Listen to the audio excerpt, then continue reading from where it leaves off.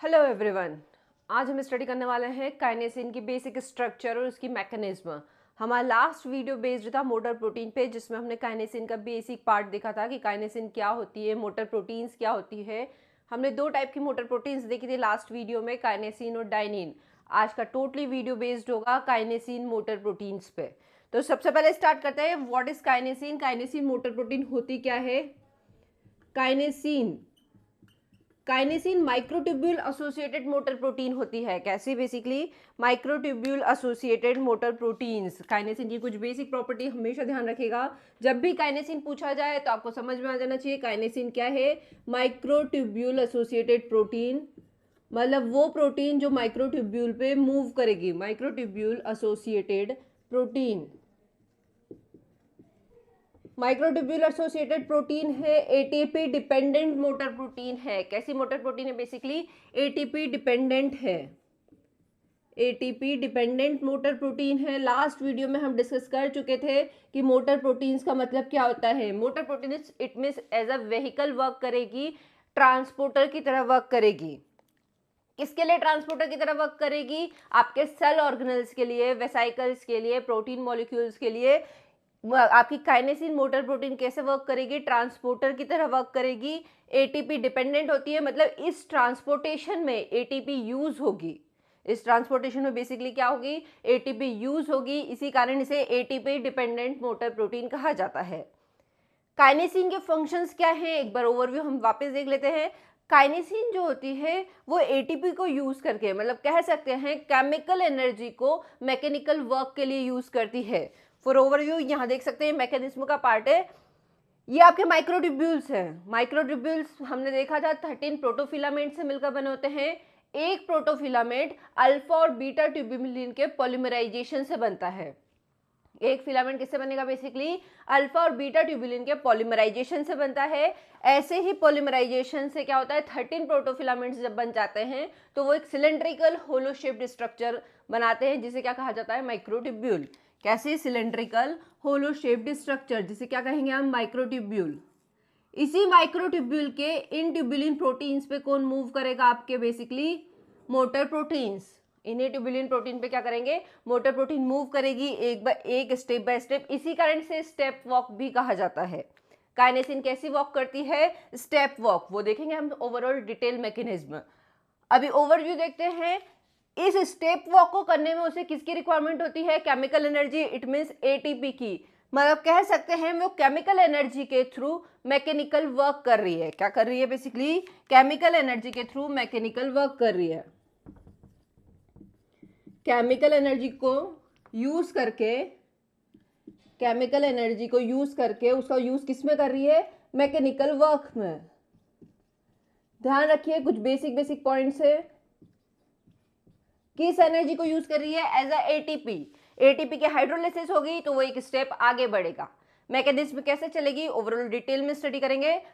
तो काइनेसिन के केस में हमने कुछ पॉइंट्स देखे। काइनेसिन माइक्रोट्यूब्यूल एसोसिएटेड मोटर प्रोटीन होती है, एटीपी डिपेंडेंट होती है, केमिकल एनर्जी के थ्रू किसका क्या वर्क करती है? कोई मैकेनिकल वर्क करती है।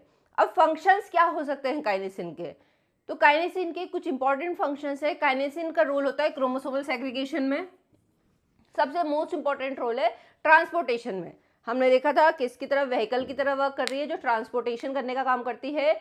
इसका डिटेल या डिस्क्रिप्शन वीडियो आपको लास्ट इसके डिस्क्रिप्शन बॉक्स में शेयर कर दी जाएगी, उसकी लिंक्स। वहां पे आप देख सकते हैं कि मोटर प्रोटीन से रिलेटेड वीडियो क्या है। ठीक है, अभी हम काइनेसिन की बात करते हैं। तो काइनेसिन के केस में इसका मेन फंक्शंस क्या हो सकते हैं? इसके ट्रांसपोर्टेशन में किसके ट्रांसपोर्टेशन में? सेल ऑर्गेनल्स के ट्रांसपोर्टेशन में। सेल ऑर्गेनल्स को मूवमेंट कराने का काम कौन करती है? आपकी मोटर प्रोटीन काइनेसिन। एक पार्ट से दूसरे पार्ट में ले जाना, उसे एक फेज से दूसरे फेज कौन ले जाएगी? Kinesin motor protein. Transportation of cell organelles, बहुत important function. Transportation of cell organelle, chromosomal segregation.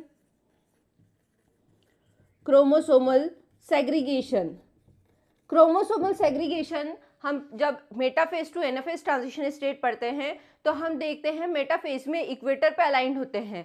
धीरे धीरे स्पिंडल फाइबर्स का फॉर्मेशन होना, उसका एलोंगेशन होना, उसका डिफॉर्मेशन मतलब हो सकता है पॉलीमराइजेशन, डीपॉलीमराइजेशन, तो ये सब किसका, क्रोमोसोमल सेग्रीगेशन, क्रोमोसोम्स को अलग अलग करने का काम भी किसका होता है, काइनेसिन मोटर प्रोटीन का। ठीक है, क्योंकि ये किसका माइक्रोट्यूब्यूल पे, तो क्रोमोसोमल सेग्रीगेशन में स्पिंडल फॉर्मेशन और एलोंगेशन का काम भी कौन करती है, kinesin motor protein. Spindle formation and elongation का काम भी कौन करती है, आपकी मोटर प्रोटीन। तो मोटर प्रोटीन के कुछ basic functions, specially kinesin motor protein के कुछ basic function, transportation of cell organelles, chromosomal segregation या स्पिंडल फॉर्मेशन या एलोंगेशन, ये कौन कराती है, आपकी काइनेसिन मोटर प्रोटीन। और आपका सबसे मोस्ट इंपॉर्टेंट वेसाइकल का मूवमेंट कराना, वेसाइकल फील्ड हमने देखा था फेगोसाइटोसिस की प्रोसेस, जस्ट एग्जांपल, या एक्सॉन्स के केस में, इन सब के केस में काइनेसिन मोटर प्रोटीन ही वेसाइकल का मूवमेंट कराती है या उसको ट्रांसपोर्ट कराती है। ठीक है, तो एक काइनेसिन के कुछ बेसिक फंक्शंस है और कुछ बेसिक प्रॉपर्टी। अब हम बात करते हैं काइनेसिन के स्ट्रक्चर की। हमने ये तो देख लिया काइनेसिन मोटर प्रोटीन होती है, माइक्रोट्यूब्यूल एसोसिएटेड होती है, एटीपी डिपेंडेंट होती है, क्या क्या फंक्शंस होते हैं, हम क्यों स्टडी करें। जब तक हमें फंक्शन नहीं पता होगा तब तक हम ये नहीं बता सकते कि काइनेसिन की स्टडी करने का रीज़न क्या है। अगर हम काइनेसिन मोटर प्रोटीन की स्टडी कर रहे हैं तो डेफिनेटली कुछ उसका आपके सेल के अंदर कुछ इंपॉर्टेंट फंक्शन या रोल होगा, तभी हम काइनेसिन मोटर प्रोटीन की स्टडी कर रहे हैं। तो हमने वो फंक्शन देखी कि मेन फंक्शन होते क्या हैं। ठीक है, अगर ये फंक्शन होते हैं तो अब हम बात करते हैं कि काइनेसिन स्ट्रक्चर कैसे होती है। यदि वो मोटर प्रोटीन है तो कैसे वो किसी सेल ऑर्गेनल्स को लेके जाएगी, तो उसकी कुछ स्ट्रक्चर ऐसी होगी जो सेल ऑर्गेनल से बाइंड होगी। तो 100% उसके स्ट्रक्चर में टेल पार्ट प्रेजेंट होता है जो किसके लिए जाके बाइंड होता है, सेल ऑर्गेनल से। तो अब स्टडी करते हैं काइनेसिन की बेसिक स्ट्रक्चर के बारे में कि काइनेसिन की स्ट्रक्चर होती क्या है। उसके बाद मूव करेंगे हम काइनेसिन की बेसिक मैकेनिज्म की, कैसे वो स्टेप वर्क करती है।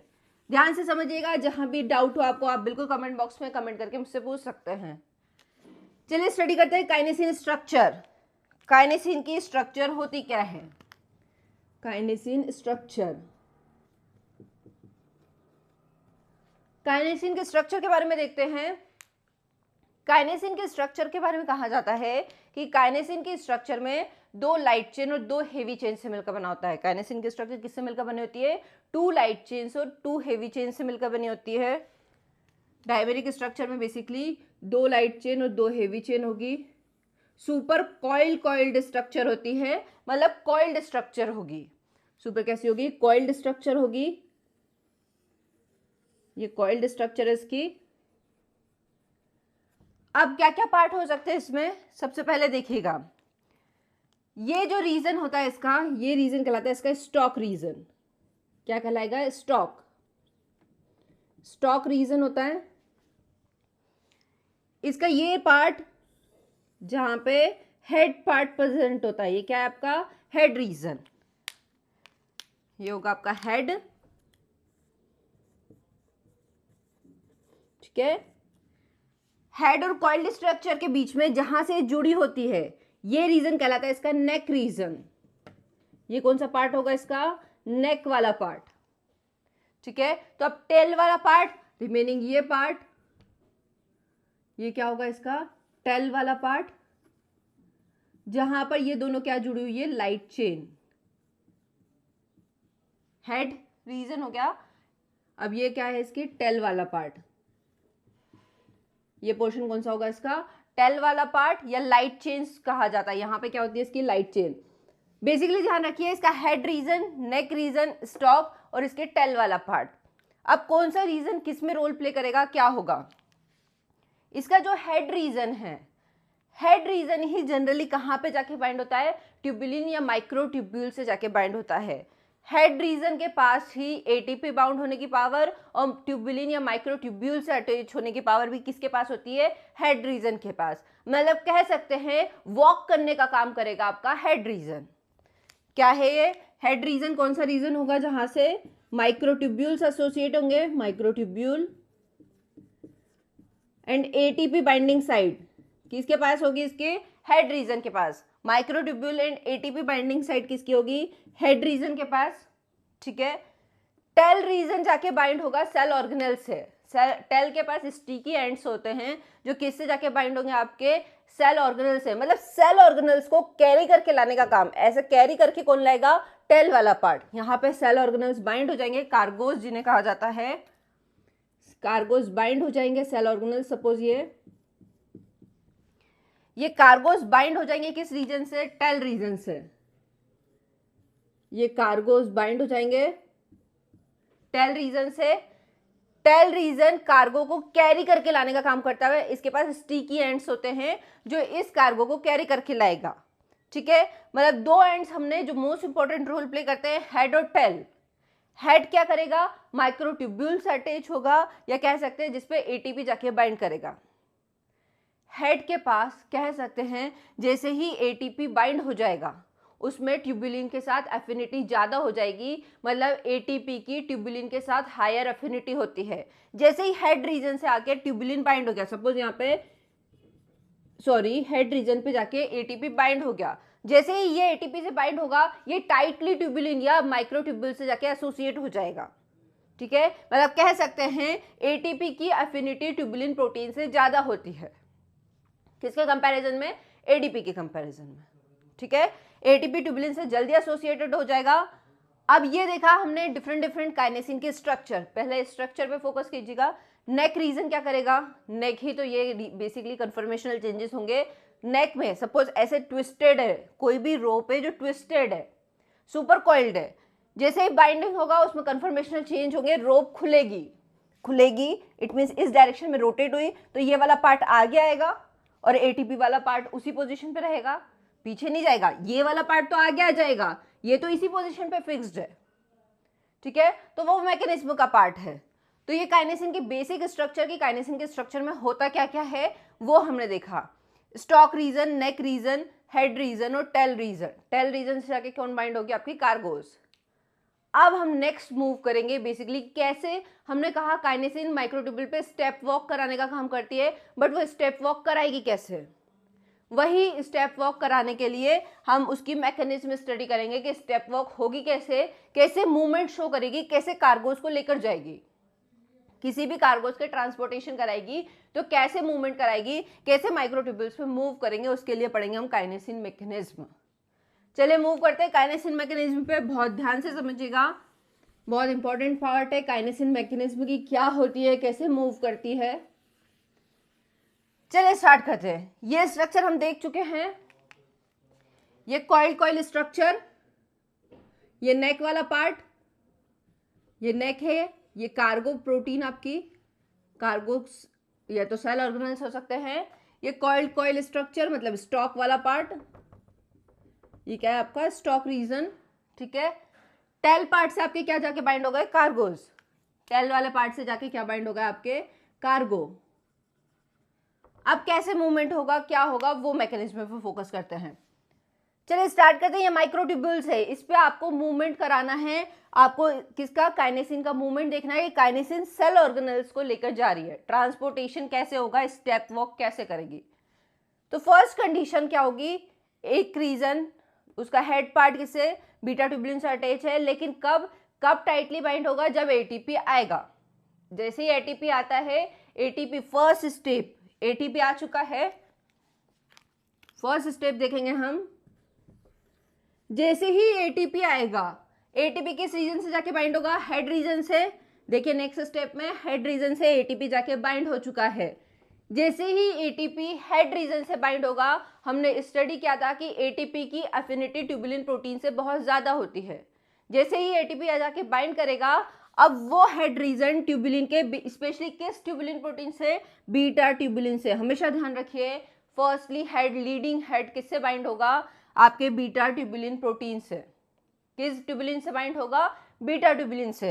ये कौन सा हेड रीजन है आपका? लीडिंग हेड, मतलब सबसे पहले लीड करने का काम किसने किया है? इसी ने क्या है, सबसे पहले बीटा ट्यूबुलिन से जाके बाइंड हुआ। अब टाइटली क्यों बाइंड होगा? क्योंकि उस हेड रीजन पे एटीपी आके जुड़ गया है। फर्स्ट स्टेप, एटीपी आके जुड़ गया है, ठीक है, टाइटली बाइंड हो गया। बट अब हम इस स्ट्रक्चर और इस स्ट्रक्चर में कुछ चेंजेस देख रहे हैं। यहाँ हमने देखा कि ये एडीपी मूव करके इस साइड आ गया। जैसे ही एटीपी बाइंड हुआ, एडीपी का मूवमेंट हो गया, उसमें कन्फर्मेशनल चेंज हुए, वो स्विंग हो गया। कह सकते हैं वो रोप ट्विस्टेड हुई, वो स्विंग हो गया और एडीपी मूव होके इस डायरेक्शन में आ गया, मतलब आगे की साइड आ गया। कैसे पॉसिबल है? इसे कहा जाता है force generating step, force generating step. But कैसे हुआ? तो उसका रीजन ये है, जैसे ही एटीपी हेड रीजन से बाइंड होता है, उसके नेक जो रहता है उसमें कन्फर्मेशनल चेंजेस करता है। हेड, जैसे ही एटीपी हेड रीजन से जाके बाइंड होगा, नेक क्या करेगा, उसमें इसके स्ट्रक्चर में कन्फर्मेशनल चेंज होंगे, नेक इसको स्विंग कराएगा। कितने डिग्री से? 180 डिग्री से स्विंग करा देगा। जैसे ही 180 डिग्री से स्विंग होगा, वैसे ये मूव होके किस डायरेक्शन में आ जाएगा? आगे की साइड। एडीपी की लोकेशन क्या हो गई? आगे की साइड। वो हेड जो एडीपी बाउंड था वो किस डायरेक्शन में आ गया है? आगे की साइड आ चुका है। अब इसके आगे की क्या स्टेप क्या होगी? चलिए इसके आगे क्या होता है वो देखते हैं। आई होप आपको दोनों ये स्टेप क्लियर होगी। फर्स्ट स्टेप, नॉर्मल कंडीशन में क्या होता है जब कोई मूवमेंट नहीं होता है? काइनेसिन कार्गो से बाइंड होता है, तब कन्फर्मेशनल कैसे होते हैं? हेड ट्यूबुलिन से जाके अटैच होता है, माइक्रोट्यूबुल से अटैच होता है, बट अभी कोई मूवमेंट नहीं हो रहा है क्योंकि उसको एटीपी की रिक्वायरमेंट है, वो तो एटीपी डिपेंडेंट मोटर प्रोटीन ही है। नेक्स्ट स्टेप में एटीपी आ गया। एटीपी आया तो हमको पता था एटीपी की ट्यूबुलिन के साथ अफिनिटी बहुत ज़्यादा होती है। जैसे ही एटीपी बाइंड होगा हेड रीजन के साथ, वो बीटा ट्यूबुलिन के साथ टाइटली बाउंड हो जाएगा। जैसे ही बाइंड होगा उसमें कन्फर्मेशनल चेंज होंगे, जो उसका नेक वाला पार्ट है उसको ट्विस्ट करेगा, स्विंग कराएगा और वो मूव होकर एटीपी कहाँ आ जाएगा? आगे की साइड। अब नेक्स्ट स्टेप में क्या होगा? स्विंग हो चुका है 180 डिग्री से, क्या हो जाएगा? स्विंग। स्विंग हो चुका है। अब क्या होगा नेक्स्ट स्टेप में? नेक्स्ट स्टेप में होगा एडीपी रिमूव। ये फर्स्ट स्टेप देखिए हमने, एटीपी आया, एटीपी बाइंड हुआ, इसे ही कहा जाता है फोर्स जनरेटिंग स्टेप। मतलब फोर्सफुली एटीपी बाइंड हुआ और उसने क्या कराया? स्विंगिंग कराई या 180 डिग्री से उसको रोटेट कराया, रोटेशन हुआ। इसमें बेसिकली क्या हुआ? रोटेशन, रोटेट हो गया ये। अब नेक्स्ट स्टेप में क्या होगा? नेक्स्ट स्टेप में ये एडीपी हो जाएगा रिमूव। ये एडीपी क्या हो गया?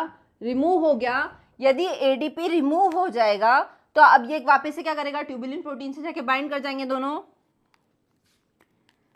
ये आपके कार्गो, ठीक है, स्टॉप वाला रीजन, ये हो गया आपके ATP associated region, ATP bind head region. अब ये ब्लैंक हो चुका है और हमने देखा था ब्लैंक ट्यूबुलिन किससे, सॉरी ब्लैंक हेड किससे जाके? ट्यूबुलिन से जाके अटैच हो जाता है। तो अब ये जाके अटैच हो जाएगा, ये ट्यूबुलिन से जाके अटैच हो गया, ठीक है।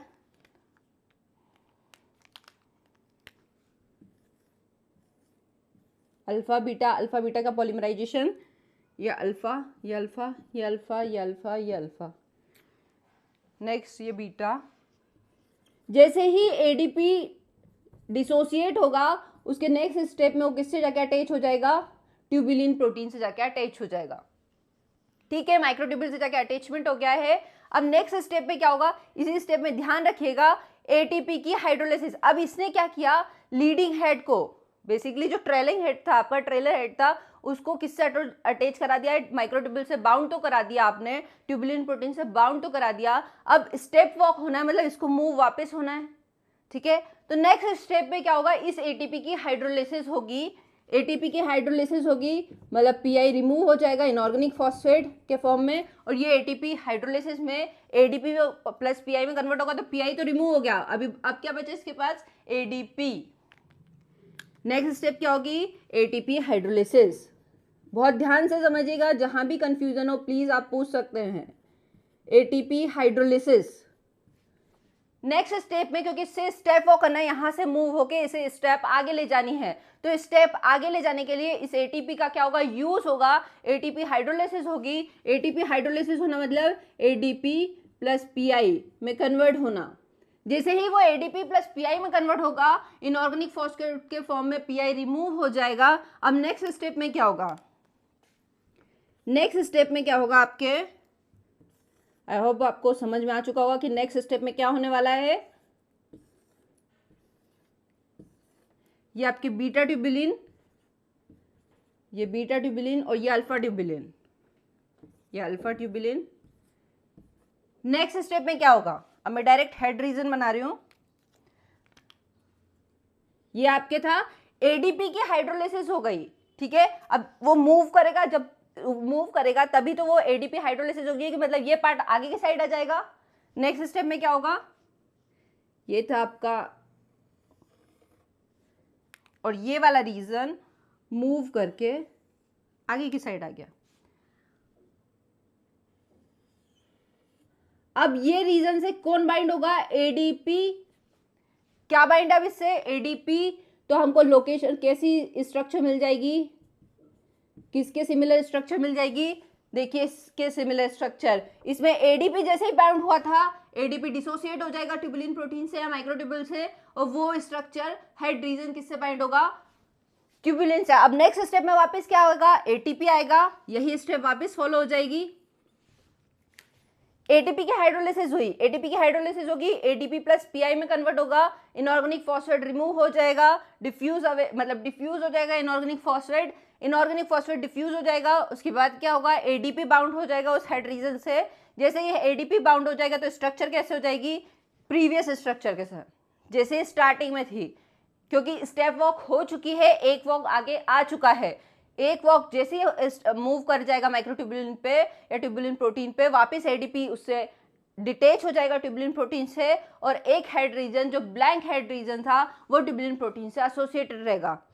अब नेक्स्ट स्टेप में वापस क्या होगा, वही सिमिलर स्ट्रक्चर, अगेन एटीपी, मतलब एक एटीपी मॉलिक्यूल से एक स्टेप वॉक हुई आपका, एक बार हेड रीजन मूव किया। नेक्स्ट स्टेप में वापस एटीपी आएगा, सॉरी एटीपी आएगा तो वही एटीपी बाइंड होगा हेड रीजन से। जैसे ही एटीपी बाइंड होगा वही स्टेप वापस से चलेगी। एटीपी बाइंड हुआ, यहाँ पे रोटेशन होगा 180 डिग्री से, जो स्विंग करेगा 180 डिग्री से स्विंग किया तो यहाँ वापस एक स्टेप ये वाला रीजन उठ के उस साइड चले जाएगा, ये एडीपी वाला बेसिकली वापस स्विंग कर जाएगा तो रीजन क्या हो जाएगा, एटीपी अटैच हो जाएगा, फिर एटीपी अटैच हो जाएगा तो एडीपी रिमूव हो जाएगा, एडीपी रिमूव हो जाएगा तो फिर अगेन नेक्स्ट स्टेप में क्या होगा, एटीपी हाइड्रोलिसिस होगी और स्टेप वॉक करेगा, मतलब एक माइक्रोट्यूब्यूल पे या ट्यूबुलिन प्रोटीन पे आगे बढ़ेगा। तो ये क्या था बेसिकली आपकी काइनेसिन की मैकेनिज्म।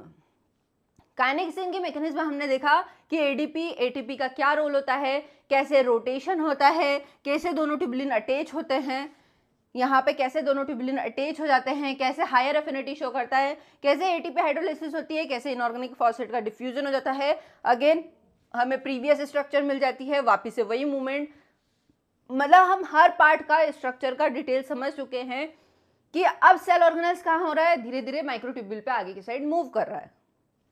हमने बहुत अच्छे से देखा कि टेल पार्ट कार्गो प्रोटीन को लेके या कार्गोस को लेके जाने का काम करेंगे। Cargos it mean cell organelles हो सकते हैं आपके, उनको बाइंड करके कौन रखेगा, आपका टेल पार्ट।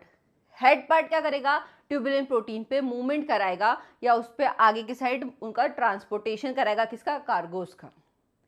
तो ये था आपका काइनेसिन की बेसिक स्ट्रक्चर और मैकेनिज्म कि कैसे स्टेप वॉक होती है, स्टेप वॉक होती कैसे, कैसे भी किसी सेल ऑर्गेनेल्स का मूवमेंट होता है, स्पिंडल फॉर्मेशन, इलोंगेशन कैसे होंगे, सभी इसी मैकेनिज्म के थ्रू होंगे आपके। ये बेसिकली किस पे फोकस करती है, स्टेप वॉक पे या ट्रांसपोर्टेशन ऑफ सेल ऑर्गेनेल्स पे, ठीक है। यदि आपको ये वीडियो पसंद आए, तो यदि आपकी स्टडी में हेल्पफुल है तो प्लीज़ वीडियो को ज़्यादा से ज़्यादा लाइक करें, चैनल को ज़्यादा से ज़्यादा सब्सक्राइब करें। Thank you.